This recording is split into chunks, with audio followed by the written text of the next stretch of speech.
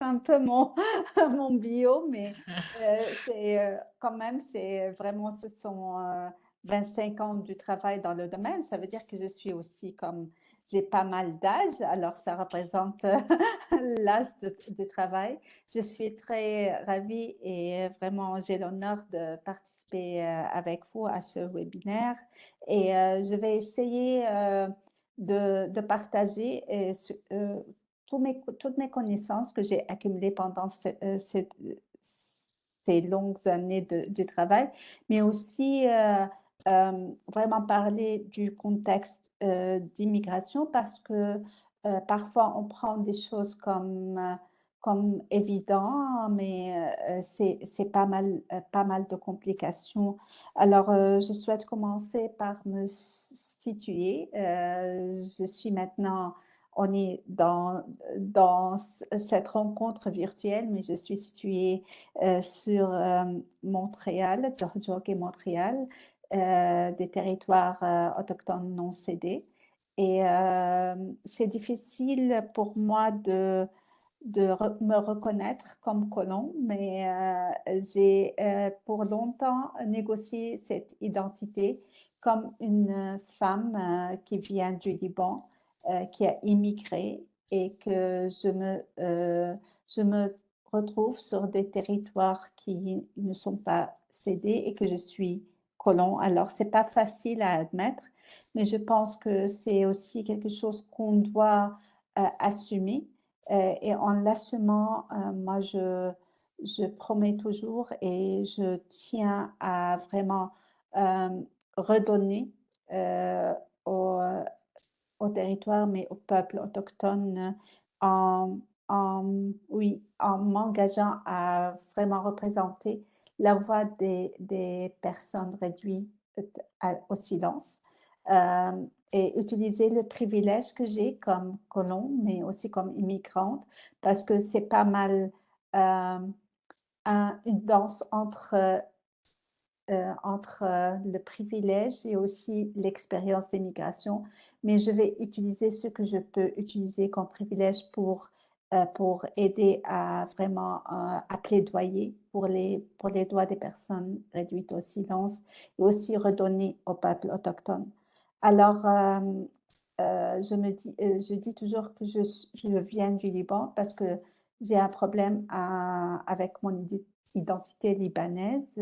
Comme un pays qui a été colonisé pendant longtemps, j'ai accumulé aussi dans mes, dans mon système des valeurs, qui sont vraiment, qui sont peut-être, qui représentent parfois la voix, du colon.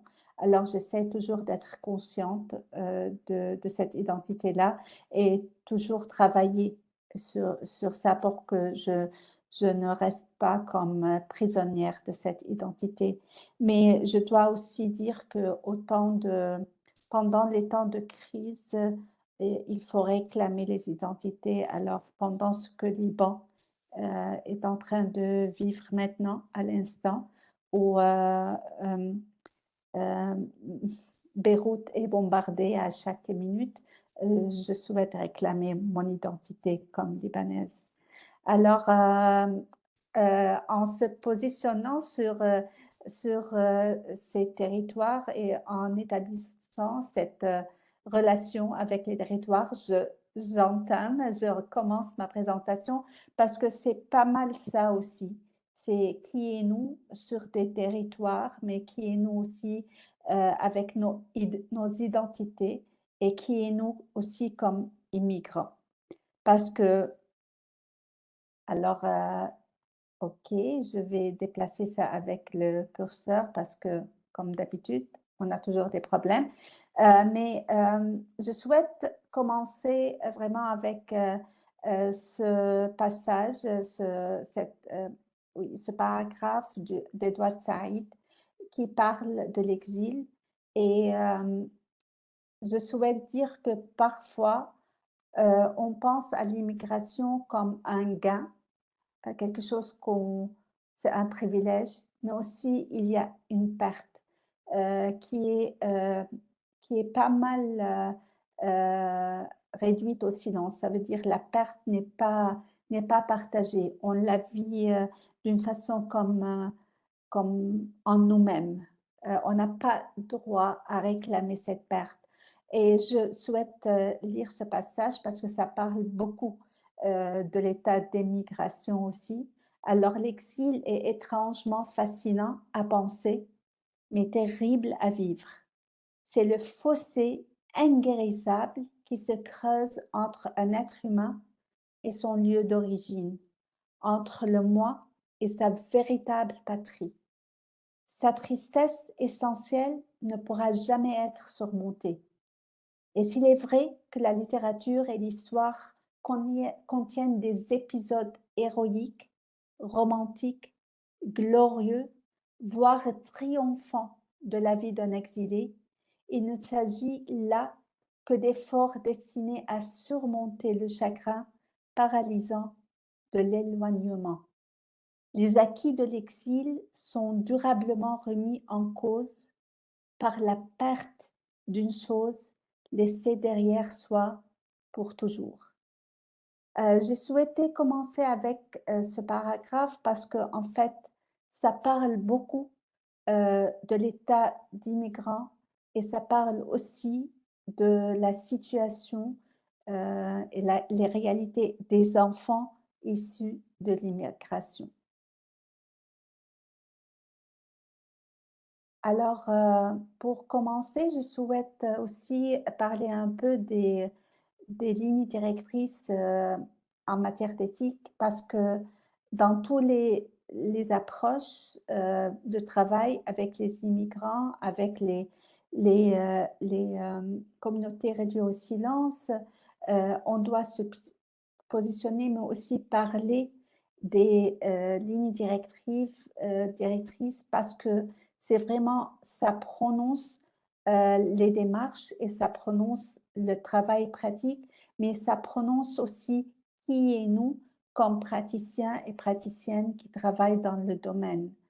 Alors, je souhaite dire que comme personne qui est vraiment, hem, bien établie dans l'approche décolonisée, j'ai appliqué les méthodes de recherche, autochtones dans mon, doctorat.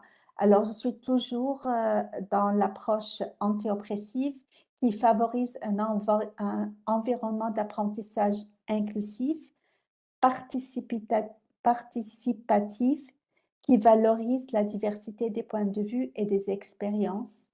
Je souhaite toujours créer une dynamique de pouvoir qui sont reconnues, mais aussi démantelées.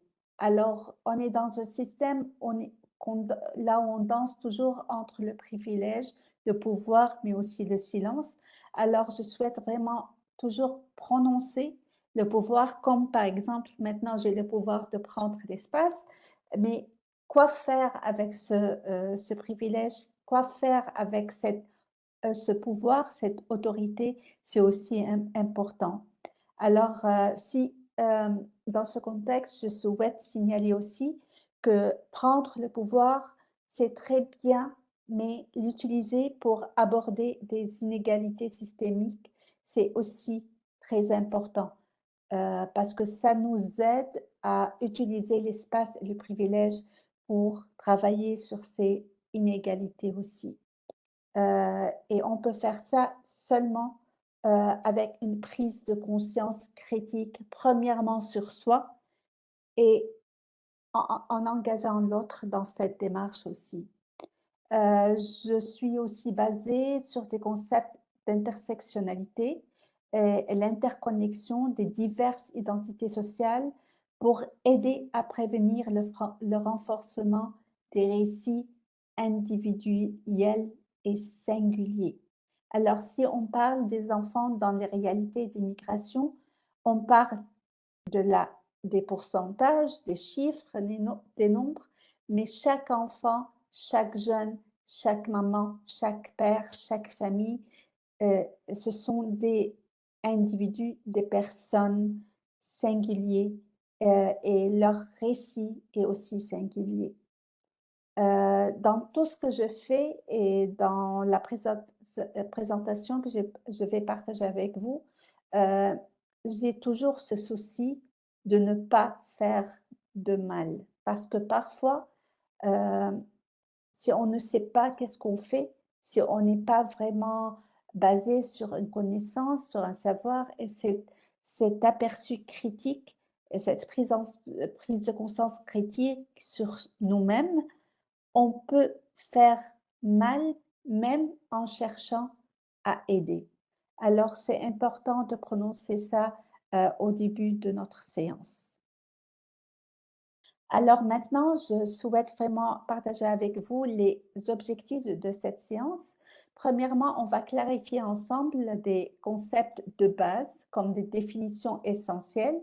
On va découvrir les formes de violence auxquelles les enfants et les jeunes peuvent être confrontés. On va identifier quelques signes qui peuvent indiquer qu'un enfant ou un jeune ou une jeune peut être victime de violence. On va explorer ensemble les effets à court et à long terme de la violence et on va aborder le système, l'écosystème euh, qui vraiment qui a l'impact, mais aussi qui peut être le moins d'entrée, le moins de contact, moyen de contact avec les réalités des enfants et des jeunes. Et puis, on va discuter ensemble des stratégies de communication efficaces. Je dis efficaces parce qu'on souhaite que ça soit efficace. Alors, ce sont nos objectifs pour les 40 minutes qui vont venir. Alors, je te souhaite commencer avec une définition de base. Alors, vous m'entendez en disant enfant, parce que mais je suis basée sur les définitions qui sont dans la Convention relative aux droits de l'enfant, qui était comme euh, ratifiée en 1990 par l'ONU. Et dans cette convention, on définit l'enfant comme tout être humain âgé de moins de 18 ans, sauf si la majorité est atteinte différemment selon les législations nationales. Alors, à chaque fois, vous m'entendez dire 18 ans, enfant, je parle 18 ans et moins, mais aussi dans les approches plus moderne de la convention et de la définition, on peut vraiment inclure jusqu'à 24 ans, mais aussi dans des conditions où les jeunes vivent des situations qui est plus compliquées, plus compliquées. Alors, ça peut vraiment peut inclure jusqu'à 34 ans parce que la situation d'être comme enfant ou jeune, ça veut dire aussi avoir le besoin de plus de support, de plus de soutien. Et je nomme par exemple les jeunes qui vivent dans des maisons de jeunes, dans la protection, système de protection ou des jeunes qui ont du problème avec la loi, avec la justice. Alors, on peut vraiment les inclure jusqu'à un âge plus élevé, comme j'ai dit, jusqu'à 34. Lorsque je parle de la protection des enfants dans le système, dans le mindset du convention relative aux droits de l'enfant, c'est un peu différent du système de protection de l'enfance qui est appliqué au Canada. Parce que le système de protection de l'enfance au Canada, c'est vraiment euh, le système d'intervention pour signaler ou pour faire la séparation ou pour placer les enfants dans un système de prise en charge familiale. Mais dans le mindset de la Convention, c'est plutôt tout le système qui protège l'enfant et qui surveille que l'enfant soit protégé de toute forme de violence, d'exploitation, d'abus, de négligence. Alors, ça englobe toutes les mesures visant à garantir les droits et la sécurité des enfants. Alors, on parle de la protection juridique, mais aussi de l'accès à l'éducation, l'accès aux santé, prise en charge au niveau de santé, accès à la nutrition. Alors, c'est tout le système, pas seulement le système d'intervention lorsqu'il y a quelque chose qui ne va pas. Le troisième concept, c'est plutôt le concept l'intérêt supérieur de l'enfant. C'est un concept qu'on utilise tout le temps, que toutes les décisions qui regardent les enfants et les jeunes doivent vraiment respecter l'intérêt supérieur et ça décrit de manière générale le bien-être d'un enfant et c'est déterminé par diverses circonstances individuelles telles que l'âge, le degré de maturité de l'enfant, la présence ou l'absence des parents, l'environnement, s'il y a des diversités comme au niveau de neurodiversité. Alors c'est vraiment, il n'y a pas comme une prescription très serrée pour l'intérêt supérieur de l'enfant, mais ça prend en considération l'état spécifique de chaque enfant. Alors, dans les définitions aussi, on parle de consentement éclairé. On va utiliser ce terme beaucoup parce que on parle toujours que le consentement doit venir seulement des parents au niveau légal, mais les enfants et les jeunes doivent toujours être consultés par rapport à des décisions qui les gardent, qui touchent à leur vie, et que ce soit un consentement éclairé, ça veut dire que les enfants et les jeunes sont fournis d'informations qui les aident à donner ce consentement. Le terme violence contre les enfants, on va aborder ça après, mais ça veut dire toute forme de violence, toute forme qu'on va explorer dans quelques secondes. On parle de genre et c'est indispensable de parler de genre lorsqu'on parle aussi de la violence parce qu'il y a beaucoup de violences qui sont basées sur le genre et qui sont qui passent inaperçues, surtout lorsqu'on parle dans le contexte d'immigration. Alors maintenant, quelles sont les différentes formes de violence?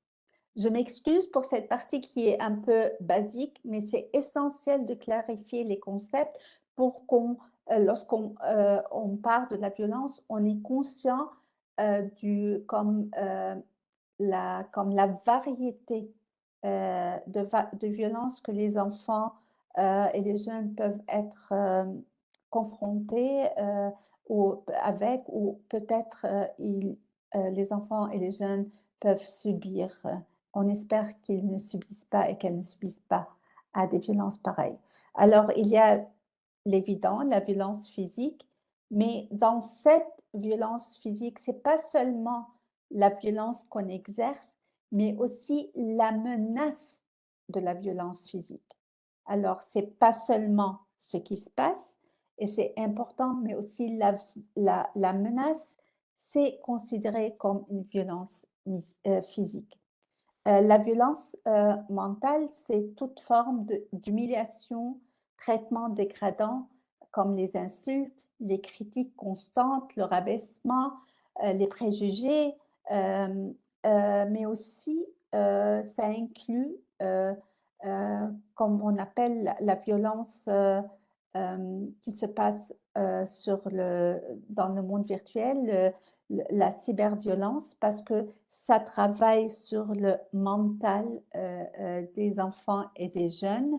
Euh, je souhaite aussi mentionner que toute forme de discrimination fondée sur la couleur, la race, le rôle social, l'identité sexuelle ou toute autre différence est aussi considérée comme violence mentale.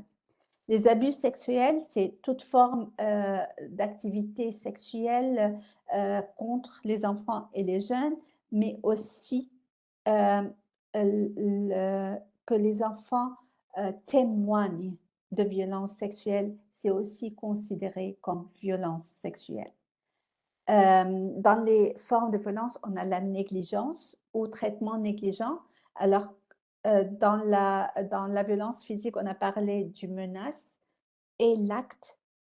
Ici aussi, on parle de ne pas faire. Si on ne fait pas si on ne répond pas aux besoins des enfants et des jeunes, c'est aussi considéré comme une violence sous titre de négligence ou traitement négligent. L'exploitation, c'est toute forme d'exploitation, c'est lorsqu'on instrumentalise les enfants et les jeunes pour nos besoins, y inclut l'exploitation sexuelle.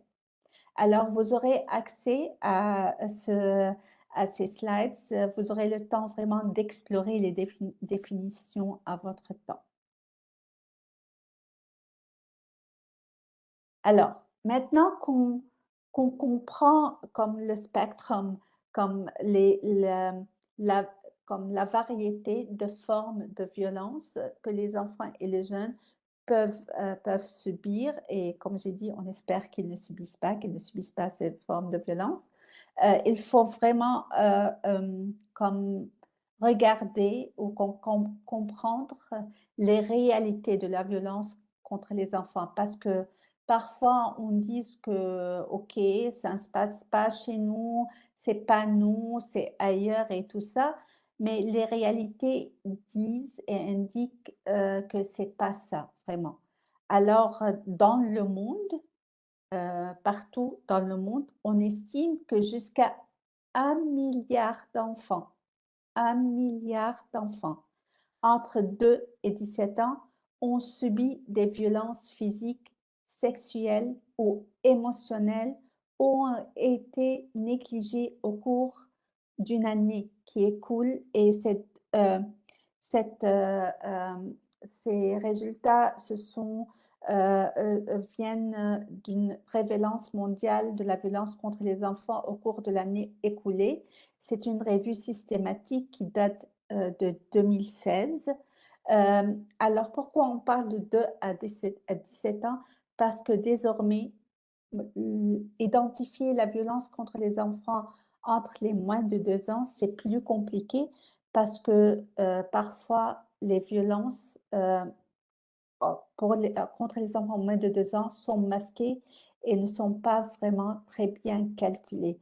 Alors ce chiffre est sous-estimé et c'est une réalité un peu difficile à reconnaître.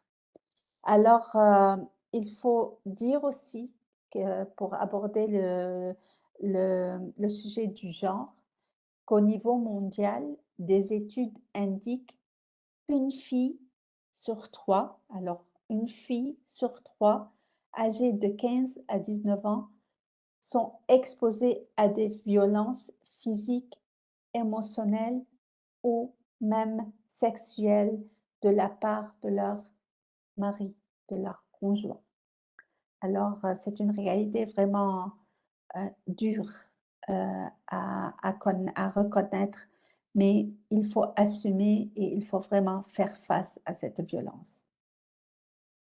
Alors, si on fait un zoom in sur les réalités des enfants et des jeunes au Canada, j'utilise des résultats qui sont publiés par Statistique Canada en 2018.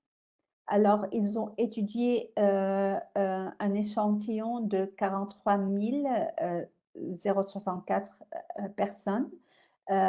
Et cette enquête a recueilli des informations sur les expériences de violence sexiste, le sentiment de sécurité dans divers lieux, par exemple à la maison, au travail, en ligne, en public, et les abus au cours de la vie. Et c'est une analyse rétrospective. Alors, ils ont parlé avec des personnes âgées de 15 ans et plus, et on a demandé des questions par rapport à leurs expériences rétrospectivement, alors qui s'est passé avant les 15 ans. Alors, on peut voir facilement que il y a pas mal entre 20 et 25 des personnes qui ont partagé qu'elles ont subi de violences physiques et non physiques. Pas mal de 4 qui ont subi des violences physiques, et comme entre 30 et 35 qui ont subi des violences non physiques. Alors on parle, d'un échantillon de 43 000, on imagine que c'est pas mal un grand chiffre.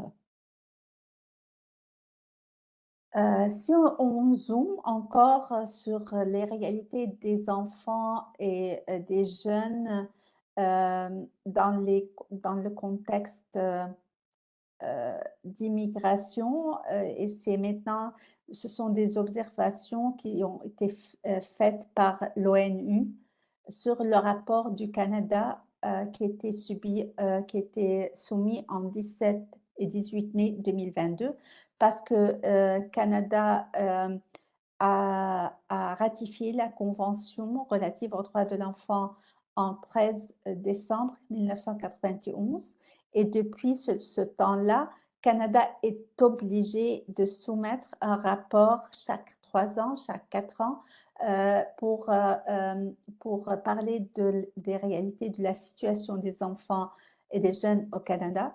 Alors et à chaque fois qu'on soumet un rapport, il y a des observations faites par les représentants de l'ONU sur ces rapports. Alors, on voit qu'il y a pas mal des choses là où Canada ne fait pas bien, concernant les enfants, et surtout au niveau de, la prostitution des enfants, la pornographie, la participation significative des enfants, et aussi, on va voir maintenant qu'il y a pas mal de maltraitance, négligence et des enfants qui sont privés de leur environnement familial et en réalité, le chiffre, de séparation des enfants et leur placement dans le système de protection de l'enfance, dans les services alternatifs, est pas mal élevé pour le Canada pour beaucoup de raisons, entre autres les réalités autochtones et leur expérience avec le pensionnat. Puis après, les années 60, les scoops, des années 60 où les enfants ont été enlevés systématiquement et placés, adoptés dans des familles non autochtones et c'est une réalité qui a pas mal enchaîné, comme on l'appelle, un trauma qui est transféré à travers les générations. Moi, je souhaite dire que c'est une violence contre les enfants parce que même lorsqu'on sépare les enfants pour leur meilleur intérêt, si jamais c'est leur meilleur intérêt, le fait de séparer, c'est par soi-même un acte de violence et tout ce qu'on fait après, c'est essayer de travailler sur cette violence. Alors, on a le contexte international, 1 milliard d'enfants qui subissent de violences avec, comme un focus sur le genre et combien de filles, sont aussi qui subissent aussi de violences basées sur le genre. Maint on a fait un zoom sur les réalités de violences physiques, non physiques au Canada, le rapport, et le commentaire venant de l'ONU. Maintenant, on va faire un zoom aussi sur les réalités des enfants autochtones et racialisés. Et ça, c'est ça vraiment qui nous amène vers les réalités des enfants et la violence contre les enfants et les jeunes dans le contexte d'immigration, parce que le rapport de la commission Laurent, publié le 3 mai 2021, confirme qu'à ce jour, qu'au jour de 3 mai 2021, les enfants autochtones et racialisés représentent environ 30 des enfants pris en charge par le système de protection de la jeunesse, alors qu'ils ne constituent que 15 de la population en général. Alors, c'est un chiffre qui est pas mal intriguant, alarmant, parce que lorsqu'on parle, comme j'ai dit, de la séparation, ça veut dire qu'il y a des réalités qui mènent à cette séparation, entre autres de ces réalités, ça peut être aussi un racisme systémique contre les enfants et les familles autochtones et racialisées.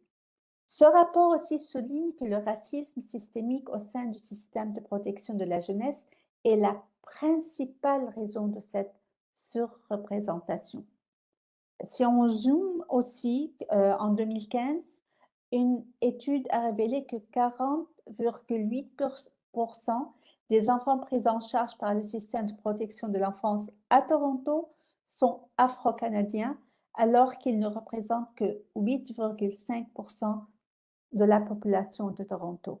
Alors, c'est une réalité aussi difficile à assumer parce que ça veut dire qu'il y a quelque chose qui ne marche pas au niveau du système de protection de la jeunesse, le racisme systémique, mais aussi au niveau des réalités des familles issues de l'immigration ou familles en transition vers ce nouveau pays, mais aussi les jeunes, eux et elles-mêmes, et les enfants eux-mêmes qui vivent cette transition entre leur identité d'origine et l'identité du pays de Canada. Ça n'a rien à voir avec ce que, ce que Canada offre aux enfants et aux jeunes, c'est vraiment avec cette expérience de quitter quelque chose, une perte, et puis la transition vers un gain, mais qui rend la perte au silence. Alors, ça nous fait rappeler du concept de l'exil que Edward Said a parlé, a parlé de ça comme c'est une perte. C'est pas seulement ce, cet espoir et cette envie que le bonheur va venir avec l'immigration. Il y a toujours cet aspect de perte qu'on parfois on ne réalise pas ou peut-être on n'assume pas. Euh, alors, on parle de grands chiffres des enfants et des jeunes qui tombent dans le système de protection de la jeunesse. Alors, on doit aussi regarder les résultats du système de la protection. Et au niveau global, il y a des études qui ont commencé en 1994 et qui continuent à exister jusqu'à maintenant, qui parlent de l'expérience de la prise en charge de la protection de la jeunesse et disent que les enfants et les jeunes qui ont vécu cette expérience ont des taux d'arrestation et d'incarcération plus élevés, des niveaux d'éducation formelle moins élevés, des taux plus élevés de problèmes de santé physique et mentale. Ils sont et elles sont plus susceptibles d'avoir des problèmes d'addiction et d'être en chômage, plus susceptibles d'avoir des contacts continus avec les services d'aide sociale à l'enfance. Alors, ça ramène cette notion de cercle vicieux. Ils font l'expérience du placement multiple. Ils et elles ne sont pas suffisamment impliqués dans la planification de leur vie. Alors, on parle de ce système, de ce cercle vicieux. On vient, euh, euh, on vient de l'immigration, on vient de ses origines racialisées. On entre plus dans le système de protection à cause de violences, à cause de maltraitance, à cause de racisme. Puis, on entre dans le système, les résultats ne sont pas assez bons, on fait des familles et on recrée le même circuit. Alors, il faut dire aussi que l'expérience elle-même, en elle-même, l'expérience de subir une violence, c'est pas seulement ce qu'on vit, ce qu'on, c'est pas l'expérience de l'enfance seulement, il y a des expériences négatives qui y ont des effets à long terme. Et ce sont des risques au niveau de maladies, abus, mais aussi la probabilité accrue de présenter de multiples facteurs de risque pour la santé à un âge avancé. Alors, maintenant qu'on a parlé des réalités, il faut vraiment commencer à aborder, les signes de violence contre les enfants et les jeunes. Alors, il faut marquer ça si jamais, heu vous constatez, vous travaillez comme des praticiens sur les front lines, si vous voyez des signes tels qu'on tels tels que partagés ici, il faut vraiment agir. Alors les signes de violence contre les enfants et les jeunes qui sont connus comme faciles à reconnaître, ce sont des blessures ou marques inexplicables sur le corps de l'enfant, changement de comportement comme le repli sur soi, l'agressivité ou l'anxiété, c'est un changement soudain. Peur de rentrer chez soi ou d'être seul avec certaines personnes, changement soudain dans des résultats scolaires, par exemple, manque de supervision ou de soins appropriés, comportement ou connaissances sexuelles inappropriées pour l'âge de l'enfant ou de jeune, et absence inexpliquée de l'école ou d'autres activités. Alors, si on voit qu'il y a plusieurs signes qui se présentent pour l'enfant ou le jeune, il faut vraiment penser à ce que les enfants et ces jeunes euh, peuvent être victimes de violences selon les définitions variées de la violence. Alors, s'il y a si on pense, on sent, il y a une soupçon que de maltraitance d'enfants, il faut vraiment, vraiment prendre des mesures pour protéger les enfants et les jeunes et assurer sa sécurité. On ne peut pas faire comme si on n'a rien vu, mais aussi, il ne faut pas exagérer d'une façon qui ne prend pas en conscience ou en considération l'état global de l'enfant et des jeunes. On va en parler. Son système écologique, son écosystème.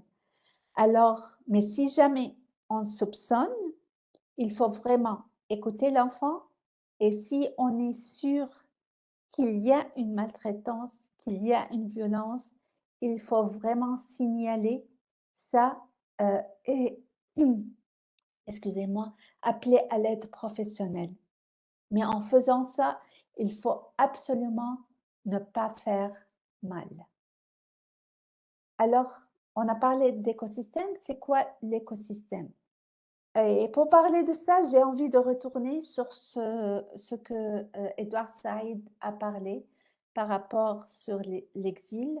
Alors, il continue à dire que les exilés ressentent donc un besoin urgent de reconstituer leur vie brisée, généralement en choisissant de se considérer comme faisant partie d'une idéologie triomphante ou d'un peuple restauré.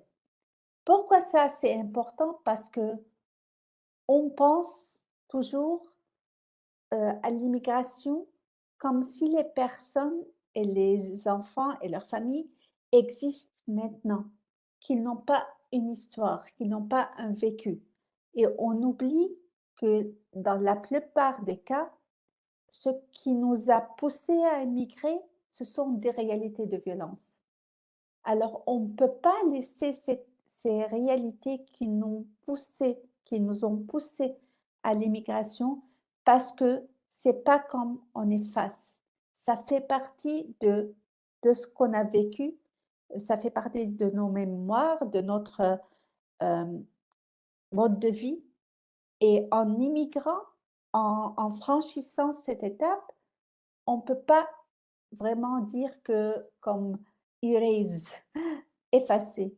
Ça fait partie de nous et à force de ne pas, de ne pas être forcé à exister de nouveau, parfois on tombe dans des pièges d'idéologie qui nous aident à être plus forts en soi-même, heu, plus fort, mais peut-être parfois plus violent. Alors c'est important à signaler ça parce que ça aussi, hem, nous rend, comme entre 2 écosystèmes. On parle toujours d'un seul écosystème, là où l'enfant et les jeunes vivent l'écosystème. On parle comme, les parents qui nous entourent, mais aussi, le système de services, de support comme l'éducation, les écoles, les lieux religieuses. Il y a les communautés, l'entourage et puis aussi le plus grand système qui est plutôt social, économique, culturel, mais aussi politique, qui a des, qui impacte, qui a des effets sur le vécu et les expériences individuelles des jeunes et leur résilience. Mais lorsqu'on parle des enfants et des jeunes issus de l'immigration, on a 2 écosystèmes. Alors, c'est un écosystème fois 2 parce qu'il y a l'écosystème de ce qu'on a laissé derrière nous, qu'on a vécu, qui est toujours dans nos systèmes de vivre, comme dans nos valeurs, mais il y a aussi le nouveau écosystème là où on existe dans notre immigration, dans notre Canada. Et parfois, ces 2 écosystèmes, se combattent entre eux. C'est pas une alliance, c'est pas homogène et désormais, les enfants et les jeunes se perdent dans leur écosystème. Qui étaient-nous? Qui sommes-nous? Et je dis ça par rapport aux enfants qui sont nés ici et les jeunes qui sont nés ici, mais aussi les enfants et les jeunes qui arrivent. Alors, si on pense à une ou un jeune qui arrive à 12 ans, à 13 ans, à 14 ans, ils sont laissés leurs amis, leur écosystème, leur école, leur façon de vivre, leurs jouets, leur entourage, mais aussi les raisons pour lesquelles ils ont immigré. Et c'était, comme j'ai dit, ce sont des raisons qui ont lié à la violence et qui viennent dans un système avec euh, un nouveau repère au niveau individuel, familial, entourage et tout ça. Et, et les jeunes et les enfants, on témoigne, elles témoignent la transformation qui se passe au niveau de leurs parents. On parle parfois de l'immigration comme une expérience désarmante pour les parents parce qu'ils quittent et elles quittent leur réalité désormais dans leur pays et se reconstituent dans un nouveau pays, même avec tous les moyens qui existent dans ce nouveau pays, mais il y a une transition et ce n'est pas une transition facile à vivre et il faut aussi admettre que parfois c'est désarmant parce que les parents euh, changent de statut, changent de profession, c'est pas facile, c'est difficile et ça se traduit dans leur relation avec leurs jeunes et leurs enfants, mais aussi les enfants et les jeunes témoignent sur ce changement et ils et elles vivent leur propre changement aussi. Alors, je parle d'écosystème, mais aussi je parle de la tête des enfants et des jeunes où il y a l'environnement, l'expérience, les relations. Ça ajoute sur la pression, sur leur système. Et à chaque fois que les enfants et jeunes prennent une décision ou font quelque chose ou subissent une violence, il y a tout ça qui se passe dans leur tête, toute cette interconnexion entre qui est nous, qui est le système, qui est à côté de nous, qu'est-ce qu'on a appris avant, qu'est-ce qu'on a appris maintenant, qui est nous, qui est quelle est notre race, notre ethnicité, notre identité religieuse, notre identité spirituelle, les amis, le système, le contexte, tout ça se passe à chaque seconde dans la tête des enfants et des jeunes. Et il y a des systèmes parfois, comme j'ai dit, qui se combattent, qui se battent entre eux. Alors, je vois qu'on avance dans le temps et je dois vraiment avancer avec ça. Alors, qu'est-ce qu'on peut faire? Il y a toute cette complication, qu'est-ce qu'on peut faire? L'idée clé, c'est une bonne stratégie de communication. comme praticienne et praticiens qui travaillent dans ce domaine, la communication, et si elle est efficace, elle peut vraiment aider à mieux comprendre les obstacles et aussi à fournir des moyens pour surmonter ces obstacles. Alors, je vais juste partager avec vous la théorie de la communication. Qu'on l'a fait tout le temps, maintenant je communique, mais il y a toujours des choses qui interpellent. La communication se passe dans un contexte. Alors, ce contexte, c'est pas assez simple, c'est plutôt complexe.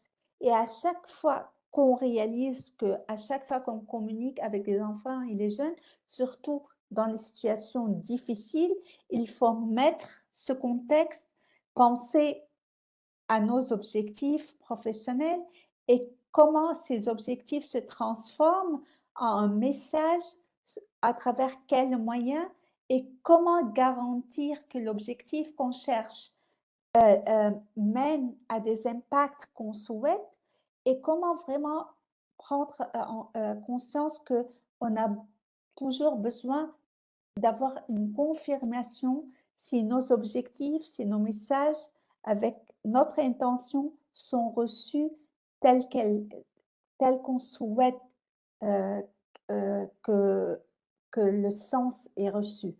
Et tout ça se passe dans un contexte, dans un écosystème, mais il faut toujours se rappeler que ce sont deux écosystèmes. Alors, ce qui rend notre travail c'est pas difficile, mais plutôt qui demande plus de planification pour qu'on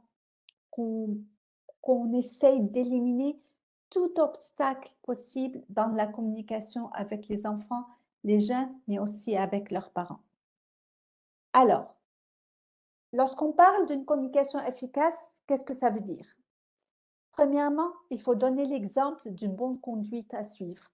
We say it in English, walk the talk. Il faut veiller qu'il y ait toujours plus qu'une personne adulte lorsqu'on travaille avec les enfants et les jeunes, parce qu'on a besoin toujours d'un regard extérieur, surtout lorsqu'on parle de la violence. Il faut vraiment toujours et à tout prix respecter le droit des enfants à la vie privée, comme il ne faut pas s'introduire, comme envahir la vie privée, mais aussi il faut garder une distance qui est quand même, qui aide à comprendre. Euh, il faut toujours créer un climat dans notre travail avec les enfants et les jeunes, un climat de confiance, là où on peut être critiqué, on peut recevoir des critiques aussi, et qu'on soit prête à accepter les critiques et vraiment donner cette confiance aux enfants et jeunes que c'est ici, là où vous pouvez dire quoi que ce soit et que vous allez être entendu. Je vais parcourir parce que je sais que je suis en retard. Alors, pour parler efficacement, il faut vraiment être conscient de ne pas faire mal, et que parfois, si on n'est pas clair dans notre façon de communication, on peut être mal interprété. Il faut vraiment éviter les déclarations agressives ou donner des jugements. Et je conseille toujours de s'abstenir de dire des choses telles que vous devez, il faut, arrêter, mais utiliser des alternatives et le langage comme je souhaite, j'aimerais, cela m'aiderait, comme des choses plus simples et moins autoritaires. Dans le cas des comportements difficiles, il y a une stratégie comme pause, prendre un moment avant de réagir, vraiment prendre le moment, évaluer la situation, parler lentement et clairement de voix calme, expliquer les actions que vous allez faire, et ne pas essayer de ne pas vous précipiter parce que ça engendre une réaction de l'enfant et des jeunes, et faire preuve du respect et traiter les enfants avec dignité à tout moment. La dignité est essentielle. Alors, s'il y a un comportement difficile qui se produit, toujours reculez, restez calme, appelez à l'aide. Si vous ne savez pas quoi faire, il vaut mieux appeler à l'aide et ne pas agir vous-même parce qu'on ne veut pas faire du mal. Laissez la personne se calmer, retirez les autres personnes si c'est vraiment il y a un danger d'escalation et soyez attentive à votre propre langage corporel et au ton de la voix. En tout temps, on doit vraiment garder dans notre tête ces valeurs, c'est la valeur de dignité, consentement, établir la relation avec les enfants et les jeunes, se positionner dans le rapport et toujours, toujours respecter les enfants. Comme dernier conseil, ne pas nuire aux enfants, c'est important. Éviter les jugements, les attaques ou mettre les enfants à risque. Si on ne sait pas quoi faire, il vaut mieux appeler des personnes qui sont spécialisées parce que parfois, comme j'ai dit, si on ne sait pas, on peut nuire aux enfants. Ah, c'était pas mal vite. Je termine, Sophia. Je vois les commentaires. Je souhaite juste boucler ça avec ce que Mahmoud Darwish a parlé sur nos identités comme immigrants.